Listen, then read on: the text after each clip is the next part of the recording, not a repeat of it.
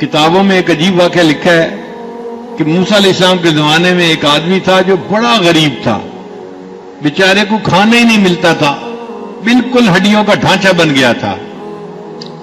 وہ موسیٰ علیہ السلام کے پاس آیا، حضرت آپ کو طور پہ جاتے ہیں، اللہ سے باتیں کرتے ہیں، اس دفعہ جا کے اللہ سے یہ عرض کریں کہ میری پوری زندگی کا جو رزق ہے نا مجھے اللہ ایک ہی دفعہ دے دے، میں چند دن تو ذرا پیٹ بھر کے تسلی سے کھا لوں۔ تو موسیٰ علیہ السلام نے کہا ٹھیک ہے میں دعا کروں گا۔ چنانچہ موسیٰ علیہ السلام نے دعا کی اور اللہ نے اس بندے کو چند بوری گندم کی، 2 بکریاں تھیں، کچھ اور تھا، یہ اس کو دے دیا، یہ بھئی تمہاری زندگی کا رزق ہے۔ پھر موسیٰ علیہ السلام مطمئن ہو گئے۔ کوئی 2-4 سال گزرے، اچانک اس کا خیال آیا کہ پتہ نہیں وہ بندہ کس حال میں ہے۔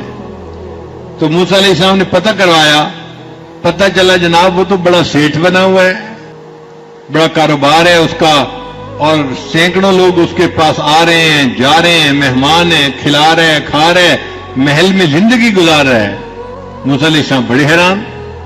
تو موسیٰ علیہ السلام دوبارہ کو طور پر گئے تو اللہ تعالیٰ سے عرض کیا، یا اللہ میں نے فریاد کی تھی کہ پوری زندگی کا رزق اس کو مل جائے، تو وہ تو تھوڑا سا تھا، لیکن اب 2-3 سال میں اتنا بڑھ گیا کہ اب سمٹتا نہیں، یہ کیسے ہو گیا؟ اللہ نے فرمایا میرے پیارے موسیٰ علیہ السلام اگر وہ اپنی ذات پہ خرچ کرتا تو اس کا اتنا ہی رزق تھا جو اس کو ملا تھا۔ اس نے میرے ساتھ نفع کا سودا کیا، وہ مہمانوں کو کھلاتا تھا، اللہ کے لیے کھلاتا تھا، غریبوں کو، اور جتنا وہ کھلاتا تھا میں 10 گنا انہیں واپس لوٹاتا تھا۔ اس کو تجارت میں نفع اتنا ہوا کہ اب اس سے رزق سمٹتا ہی نہیں ہے۔ تو آپ اگر اللہ کے راستے میں کسی کو کھلا رہے ہیں تو یہ نہ سوچیں کہ مال جا رہا ہے، بلکہ یہ سوچیں کہ مال آ رہا ہے۔ ایک جا رہا ہے اور اس کے بدلے 10 آ رہے ہیں۔ اللہ تعالیٰ قرآن مجید میں فرماتے ہیں وَمَن يَتَّقِ اللَّهَ، اور جو اللہ سے ڈرنے والا بندہ ہو، يَجْعَل لَّهُ مَخْرَجًا، اللہ تعالیٰ اس کے لیے مخرج بنا دیتا ہے، وَيَرْزُقْهُ مِنْ حَيْثُ لَا يَحْتَسِبُ، اور ایسی طرف سے رزق دیتا ہے جس کا اس کو گمان ہی نہیں ہوتا۔ ہم بھی اگر تقوی اختیار کریں گے تو اللہ رب العزت ہمارے لیے رزق میں آسانیاں فرما دیں گے۔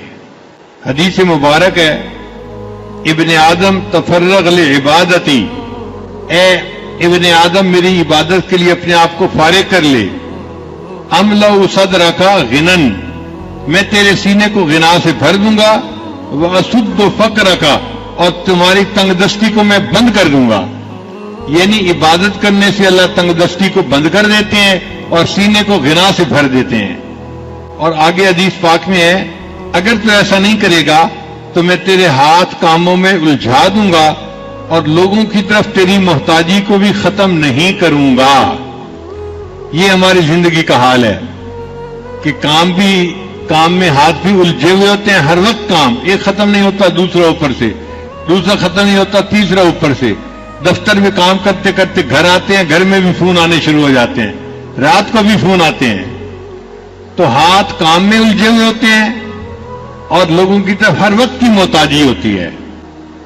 تو کثرت عبادت کا 5واں طریقہ نہیں، رزق کی فراخی کا 5واں طریقہ کثرت عبادت ہے، عبادت کی کثرت کرنا۔ اور آج ہماری عادت ہوتی ہے کہ باقی نماز تو چلو پڑھ لی، نفل چھوڑ دیتے ہیں۔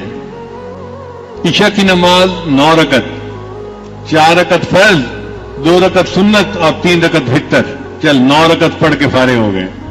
تو جب ہمارے اندر عبادت کا شوق اور ذوق ہی نہیں تو رزق میں فراخی کیسے ہوگی؟